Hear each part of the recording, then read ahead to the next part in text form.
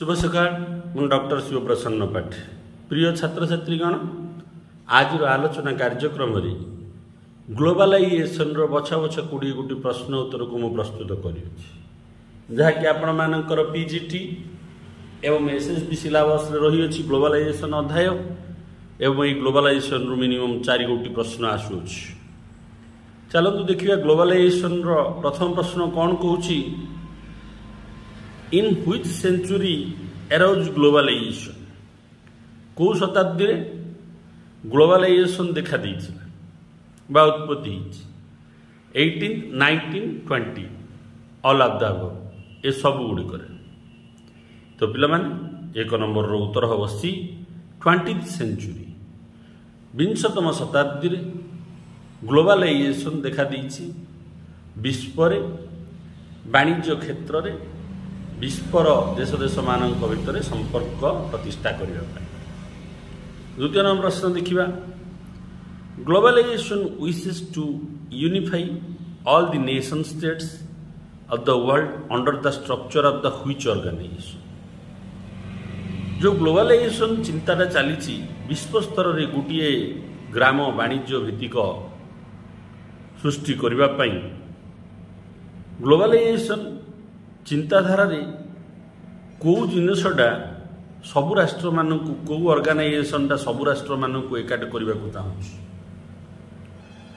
कौ अनुष्ठान सबु राष्ट्र को ग्लोबलाइजेशन अम्ब्रेला तले एकाठ करने को चाहूँ world health organisation UNESCO WTO world trade organisation IMF international monetary fund तो द्वितीय उत्तर हम पिलामाने WTO वर्ल्ड ट्रेड ऑर्गेनाइजेशन जहाँकि समस्त देश को गोटे स्ट्रक्चर रखापी वाणिज्य भित्तिक स्ट्रक्चर रखापी प्रयास कर अन्य नाम हूँ गाट पिलामाने WTO अन्य नाम तापर वर्तमान आम देखिए 3 नंबर प्रश्न what is the aim of globalisation globalisation लक्ष्य कौन one developed village universal village single window trade one market globalisation अर्थ है पिलामाने तार लक्ष्य है 3 बी यूनिवर्सल विलेज सारा ब्रह्मांड को गोटे वाणिज्य भित्तिक ग्राम बा बाजार रे परिणत करने लक्ष्य होउछि ग्लोबलाइजेशन तापर देखिए आम पिला माने 4 नंबर प्रश्न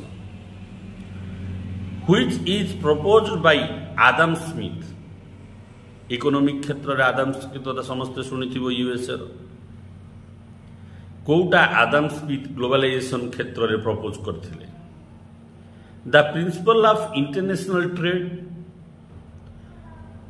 अंतर्जातीय वाणिज्य क्षेत्र में जिते नुआ नियम the principle of non intervention to promote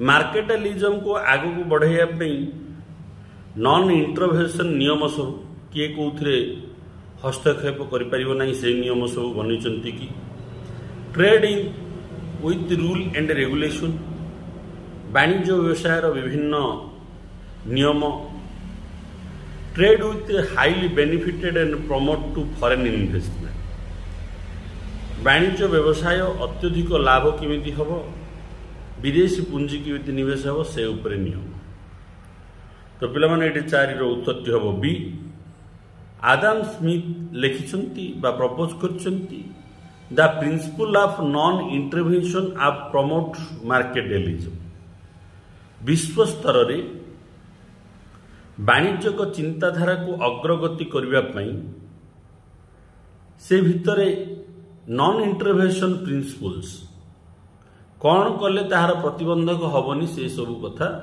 propose करछंती Adam Smith बा लिखिछंती आदम स्मिथ 4 रो उत्तरटी हम पिला माने बी तापर देखिए पिला माने 5 in which year WTO constitute world trade organisation अनुष्ठानटी केबे कॉन्स्टिट्यूट होता तार अर्थ आरंभ होता बिगिनिंग होता 31st January 1955, 31st January 1956, 31st January 1957, 31st January 1958.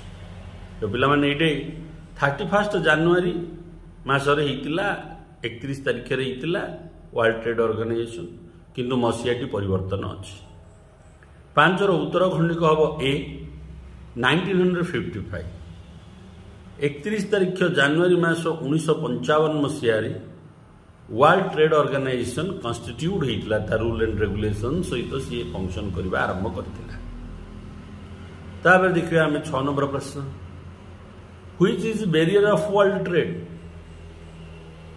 विश्व वाणिज्यर कौड़ा हूँ प्रतिबंधक इंटरनेशनल टेररिज्म अंतर्जातीय आतंकवाद ड्रग ट्राफिकिंग निशा द्रव्यर जो बहुल आदान प्रदान both A and B none of the above दुईटी जाक कि ना भितर कौटी भी नुह तो पिला माने 6 नंबर रो उत्तर खंडिक हम C both A and B अंतर्जातीय आतंकवाद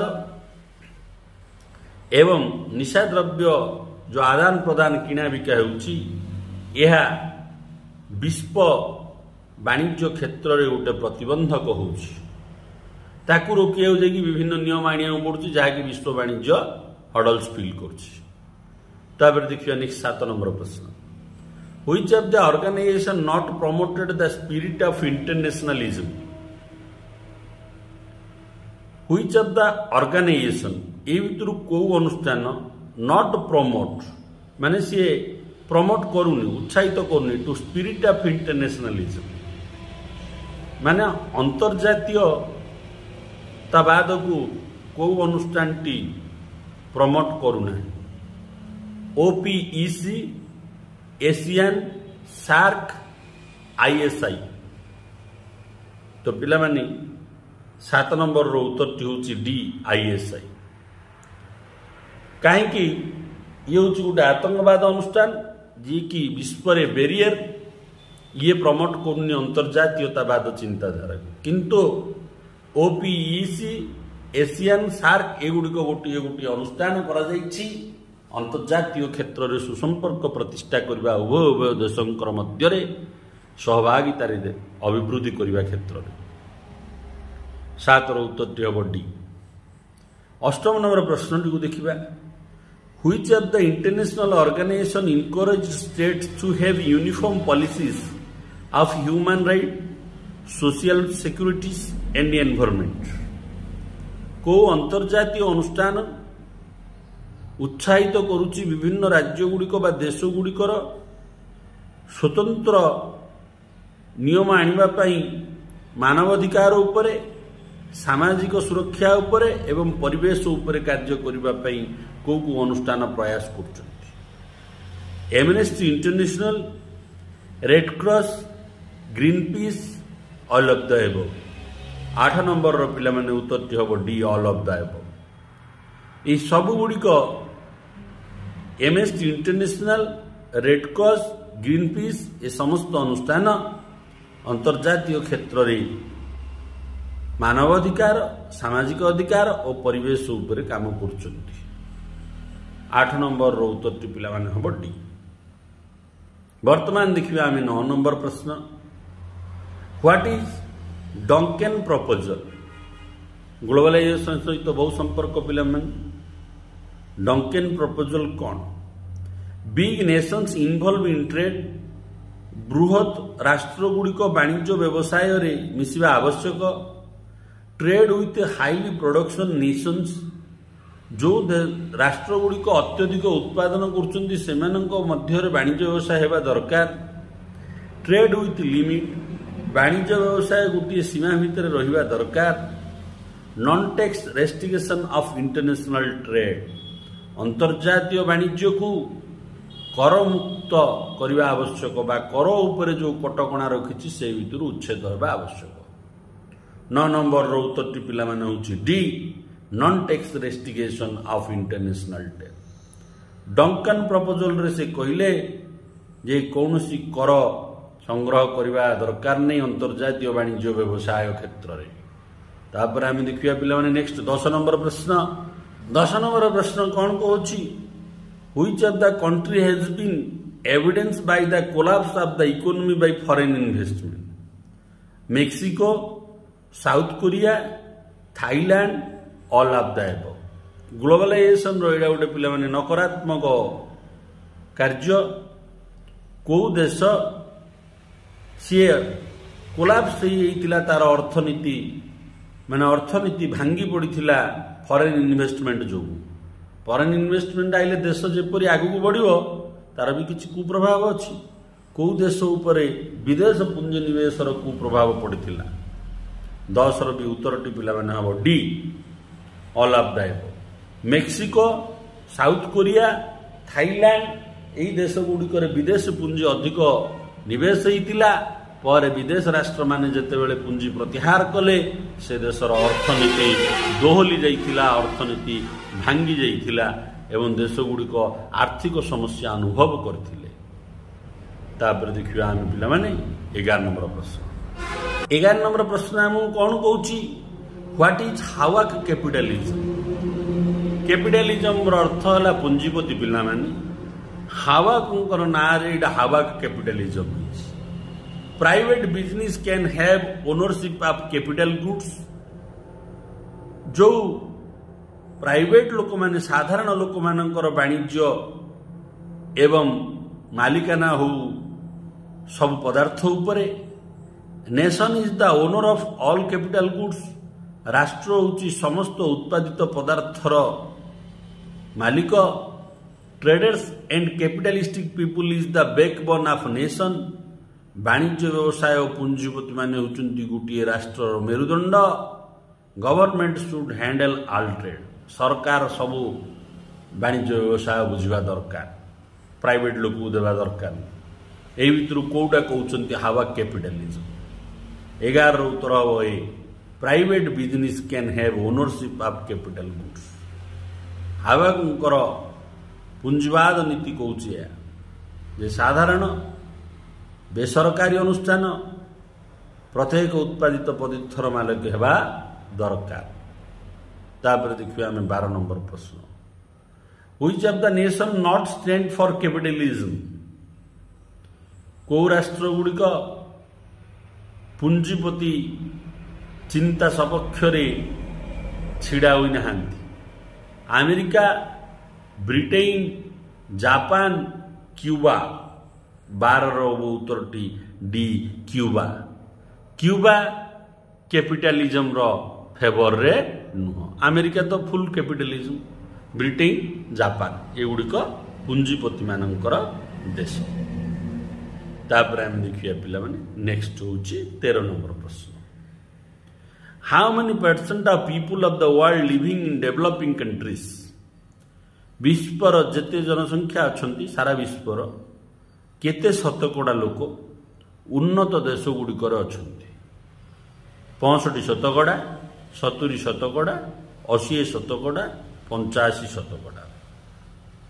13 उत्तर हम पिला माने डी, 85 शतकड़ा। 85% पीपुल विश्व जेते लोक अछंती शतकड़ा 85 भाग लोक उन्नति देश गुड़िकर अछंती बा रहिबा को पसंद करुछंती। तापर आम देखिए पिला नेक्स्ट 14 नंबर प्रश्न। इन which year US president George Bush presented the concept of a new world order? अमेरिकार राष्ट्रपति जॉर्ज बुश गोटे उपस्थापना करथिले नूतन चिंताधारा ए न्यू वर्ल्ड ऑर्डर बोली। सेटा केबे? 11 सेप्टेम्बर 1990, 11 सेप्टेम्बर 1991, 11 सेप्टेम्बर 1992, 11 सेप्टेम्बर 1993। तो पिला माने 14 उत्तर हम ए 11 September 1990। 11 September 1919 the US president George Bush present the concept of a new world order. तापर आम देखिए पिला माने 15 नंबर प्रश्न कौन कहूँ। 15 नंबर प्रश्न हम कौन कहूँ, who said we errantly entering a new age an age with great opportunities as well as great pitfalls. We have not achieved permanent peace, but the forces of unification are more powerful than before. But we are ignorant of the challenges that we might have to face in future.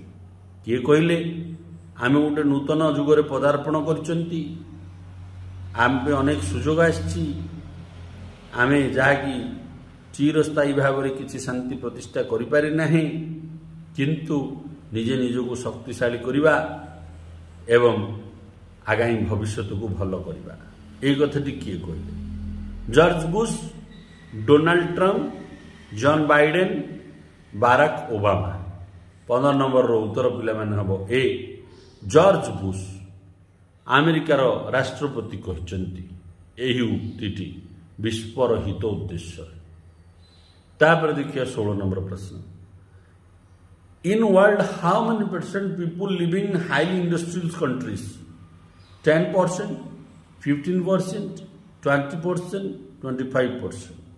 विश्व केते शतकड़ा लोग शिल्प भित्तिक सहर बा देश में रही पसंद कर 16 उत्तर पिला माने हम बी 15%. विश्वर जेते जनसंख्या अच्छा से भितर शतकड़ा 15 भाग लोक हाईली इंडस्ट्रियल कंट्री रे रही. तापर आम देखिए 17 who said 1% addition to FDI will increase the export of semi-finished goods by 0.36% of high technology production by 0.55%.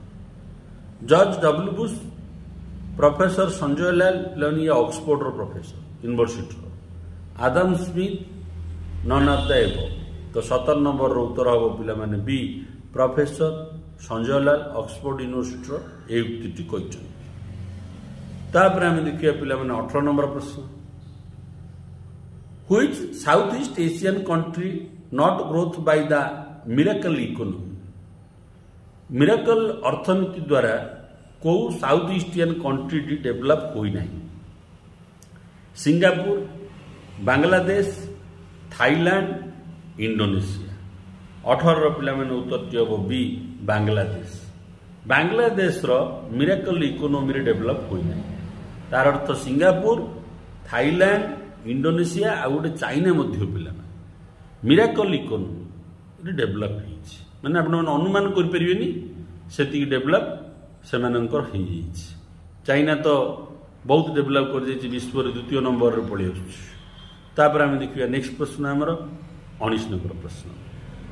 19 number प्रश्न हम कौन कहूँ what is miracle economy. Miracle economy माने कौन. स्पीड ग्रोथ द्रुत भाव अभिवृद्धि करवा, सिक्रेट ग्रोथ गुप्त भाव अभिवृद्धि करवा, unexpected strong economic growth in a country. आशा न कर परिबा भली उन्नत अर्थनीति क्षेत्र में गोटे देशर अलाभदार ए सब गुड़ी हूँ मिरेकल इकोनॉमी की.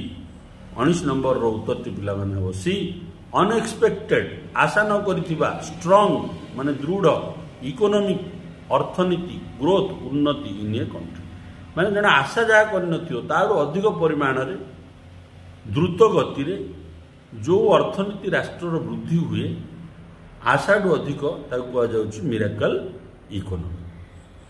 तापर देखिए प्रिय छात्र छात्रीगण ये वीडियो शेष प्रश्न 20 नंबर प्रश्न who said no doubt globalization has created economic opportunities. किए कहले यही विश्व स्तरीय चिंताधारा वाणिज्य भित्तिक चिंताधारा जहाँकि अर्थनैतिक सुविधा सृष्टि करिवो. But the developing countries that jointed it with a desire for quick development had face several problem like unemployment and backwardness. प्रत्येक उन्नत अभिमुखे गति करुवा देश माने मिसिकी तांकर आशा पूर्ण करेंगे अति द्रुत गति रे बा तुरंत किंतु तांका आगे गोटे नूतन समस्या ठिया हे जहाँकि बेरोजगारी अनएम्प्लॉयमेंट बैकवर्डनेस माने पछुआ वर्ग क्रिएट हम पिला माने जोटे गोटे उन्नत श्रेणी थाए ता पछरे गोटे पछुआ वर्गटी रही थाए. तो ये उक्ति किए कहला UNO United Nation of Organization, ILO International Labour Organization, WTO World trade Organization, UNESCO. तो पिला माने एडे उत्तरटी होची 20 रो B ILO International Labour Organization এই অনুষ্ঠানটি এই উক্তিটি প্রকাশ করছে। ମୁଁ ଆଶା କରୁଛି ମୋର এই ଆଲୋଚନା ଆପଣମାନଙ୍କର ଆଗାମୀ ପ୍ରତିଯୋଗିତାମୂଳକ ପରୀକ୍ଷାରେ ସହାୟକ ହେବ। ଭିଡ଼ିଓକୁ ଲାଇକ୍ କରନ୍ତୁ, ଚ୍ୟାନେଲକୁ ସବସ୍କ୍ରାଇବ୍ କରନ୍ତୁ ଏବଂ ସମସ୍ତ ପ୍ରତିଯୋଗିତାମୂଳକ ଗ୍ରୁପରେ ସେୟାର କରନ୍ତୁ। ବନ୍ଦେ ମାତରମ୍।